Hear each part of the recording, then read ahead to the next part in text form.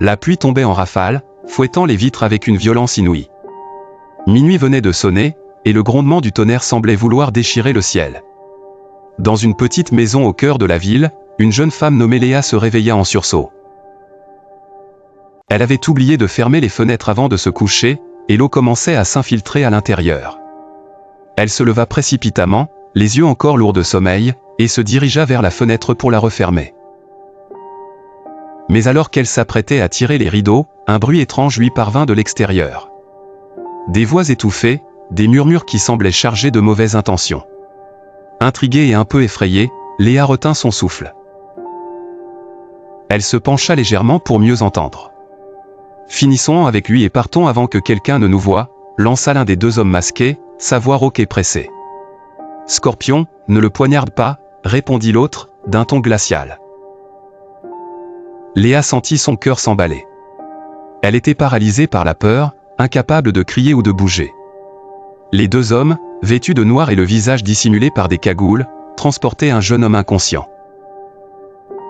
Ils le traînèrent jusqu'au caniveau, lui lièrent les membres et le jetèrent sans ménagement dans l'eau boueuse qui coulait à gros bouillons sous l'effet de la pluie. Une fois leur sinistre besogne accomplie, les deux hommes s'enfuirent rapidement. Léa, toujours à sa fenêtre, regardait la scène avec horreur. Elle savait qu'elle ne pouvait pas rester là à ne rien faire.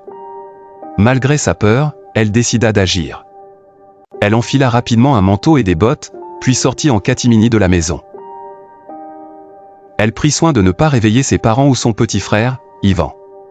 La pluie continuait de tomber avec force, trempant ses vêtements en quelques secondes. Elle se dirigea vers l'endroit où les hommes avaient jeté le jeune homme. Arrivée sur les lieux, elle sortit une petite lampe de poche de sa poche et éclaira l'intérieur du caniveau.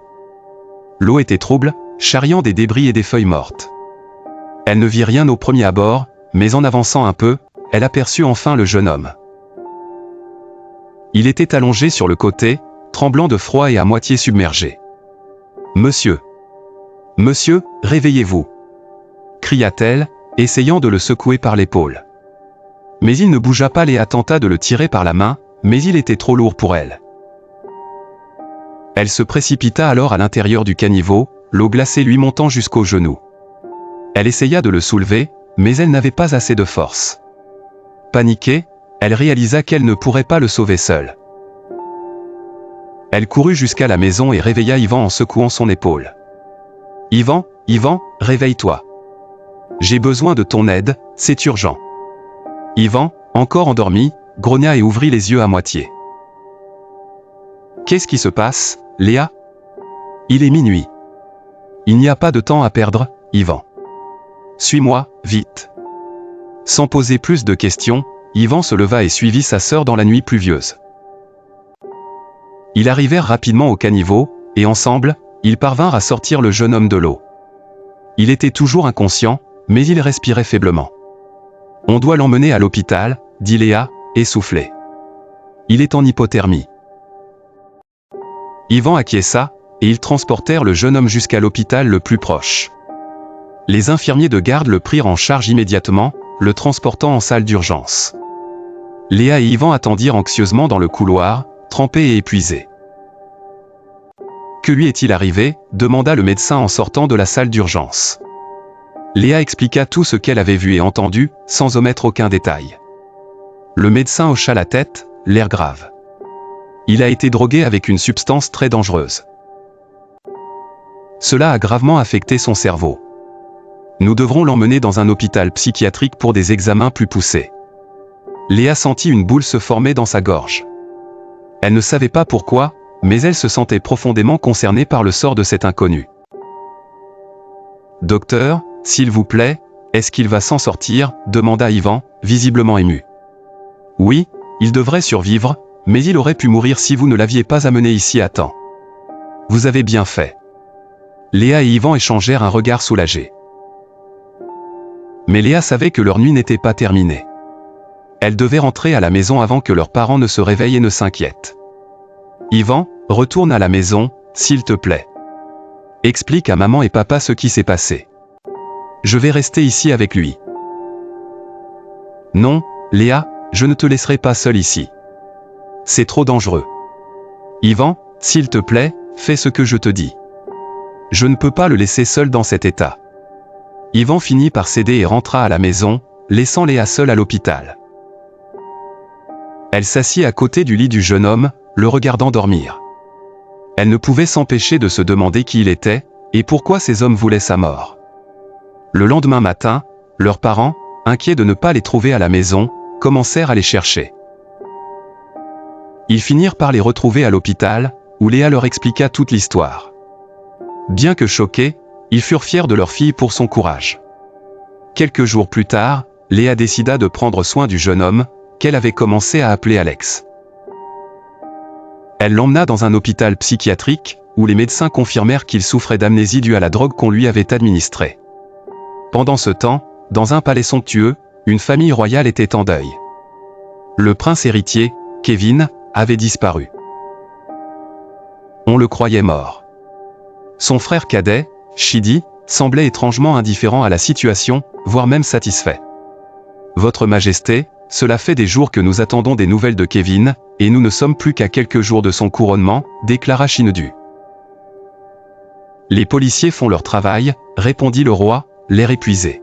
« Je suis sûr qu'ils reviendront avec de bonnes nouvelles. » Mais Chidi, qui écoutait la conversation depuis une pièce voisine, ne pouvait cacher un sourire satisfait. Il savait très bien ce qui était arrivé à son frère. Car c'était lui qui avait orchestré son enlèvement. Il avait payé des hommes pour le droguer et le laisser pour mort, afin de prendre sa place sur le trône. Cependant, Chidi ne savait pas que Kevin était toujours en vie, et que Léa avait sauvé son frère sans le savoir. Les jours passèrent, et Léa continua de s'occuper d'Alex, malgré les critiques de son fiancé, Hamza, qui ne comprenait pas pourquoi elle consacrait autant de temps à un inconnu. Leur relation se détériora rapidement, jusqu'à ce que Léa réalise qu'elle ne pouvait plus continuer à vivre dans le mensonge. « Hamza, je ne peux plus faire semblant. J'ai des sentiments pour Alex, » murmura-t-elle un soir, les larmes aux yeux. « Tu es folle, Léa, » s'exclama Hamza, furieux. « Tu préfères un fou à moi. Après tout ce que j'ai fait pour toi et ta famille. » « Je suis désolé, Hamza, mais je ne peux pas contrôler ce que je ressens. » Hamza, blessé et humilié, décida de se venger. Il engagea des hommes pour enlever Alex une fois pour toutes, déterminé à éliminer celui qui lui avait volé Léa. Mais ce qu'il ignorait, c'est que Alex n'était pas un simple inconnu. Il était le prince Kevin, héritier du trône, et sa famille avait enfin retrouvé sa trace grâce à Léa. Lorsque les hommes de Hamza tentèrent de le tuer, les gardes royaux intervinrent à temps, sauvant Kevin et arrêtant Hamza. Kevin, enfin revenu à lui, révéla la vérité sur son enlèvement et la trahison de son frère Chidi. Ce dernier fut arrêté et banni du royaume, tandis que Hamza fut condamné à de longues années de prison. En guise de gratitude, le roi offrit à Léa une place au palais, aux côtés de Kevin. Quelques mois plus tard, elle donna naissance à leur enfant, un magnifique petit garçon qui deviendrait un jour le futur prince du royaume. Ainsi, Léa, la jeune femme qui avait choisi l'amour du cœur plutôt que la richesse, réalisa que son destin était bien plus grand qu'elle ne l'avait imaginé. Elle avait sauvé un prince, et en retour, elle avait trouvé l'amour et une place dans l'histoire. Ne faites jamais confiance à ceux qui vous entourent, car parfois, les personnes à qui vous confiez vos secrets sont les mêmes qui vous trahissent dans l'ombre. Mais gardez toujours espoir, car l'amour et le courage peuvent triompher des plus sombres machinations.